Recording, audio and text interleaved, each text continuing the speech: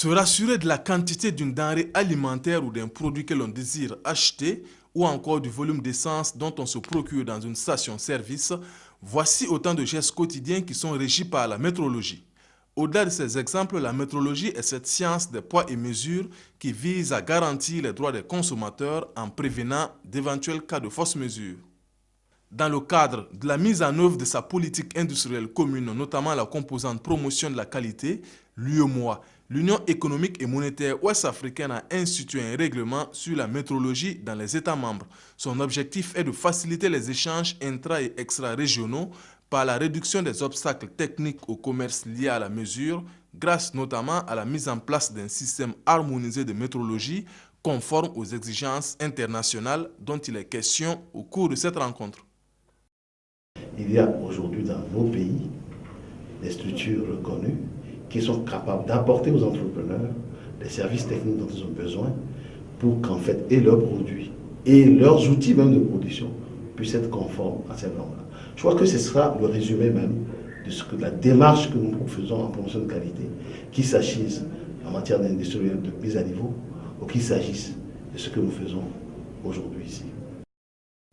Cette rencontre va ainsi permettre de faire l'état des lieux de la métrologie dans les 8 États membres de l'UEMOA et surtout d'identifier des actions de mise à niveau afin que tous les États puissent se conformer au règlement adopté en septembre 2014.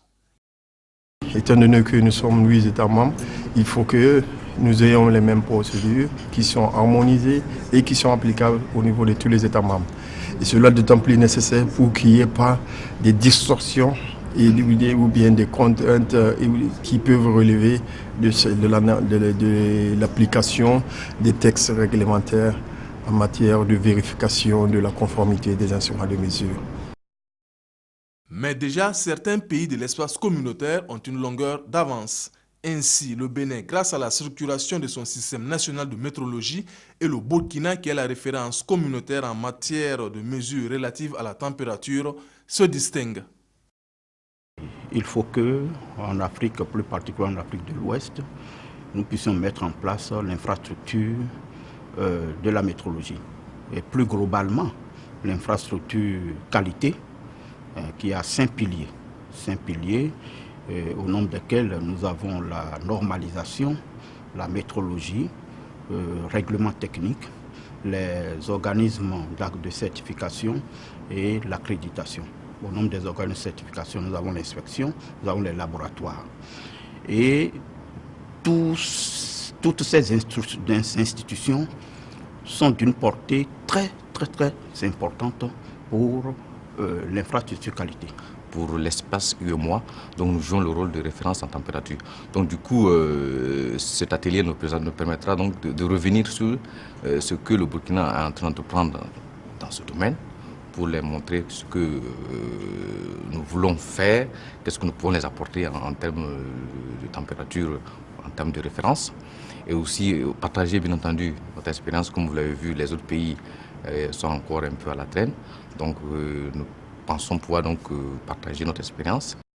Des expériences dont pourraient s'inspirer les autres États, en l'occurrence le Sénégal, qui malgré l'existence de cette discipline depuis bien longtemps, rencontre des difficultés pour son organisation. Et des pays comme le Sénégal vraiment en ont besoin parce que, comme je vous ai dit, notre métrologie est plombée par des contraintes donc multiformes.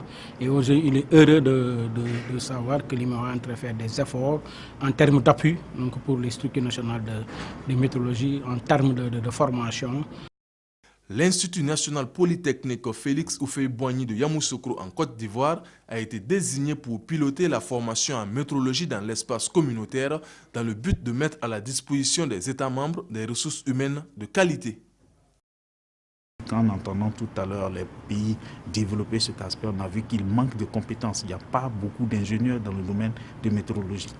Donc il faut que nous aussi, nous puissions compléter cette formation-là au niveau de tous les ingénieurs que nous formons. C'est cet aspect qui manquait et nous allons combler ce vide-là avec cette formation que nous allons faire en métrologie. Établir l'état de la métrologie dans l'Union, proposer des actions de mise à niveau ainsi que leurs modalités d'exécution et formuler des recommandations aux États membres et à la Commission, voici les conclusions auxquelles ces experts devraient parvenir.